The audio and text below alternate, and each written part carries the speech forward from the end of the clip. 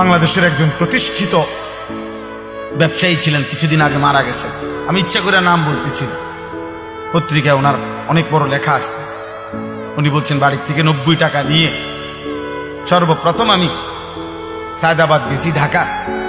সায়দাবাদে যারা মাটি কাটে ওই সময় তাদের সাথে যে যোগ দিছি মাটি কাটবে, তারা বলছে যে কোদাল এবং টুকরি নিজের না হইলে হইতো না। অন্ত করছে আরো বিপদে, মাটিও তো কাটতে পারতাম না, কারণ আমার তো কোদাইলও নাই টুকরিও নাই। এরপরে আবার গায়ে খাইটা কষ্ট কইরা তারপরে কোদাল টুকরি কিনছি, ওইটুকু দিয়েই সে বাংলাদেশের মৃত্যুর আগে তিনি বাংলাদেশের একজন প্রথম শ্রেণীর ঠিকাদার ছিলেন। হাজার হাজার কোটি কোটি টাকার এই রোডের, হাইওয়ে রোডের কাজ করতেন। একটা সময় এই 90 টাকা শুনছি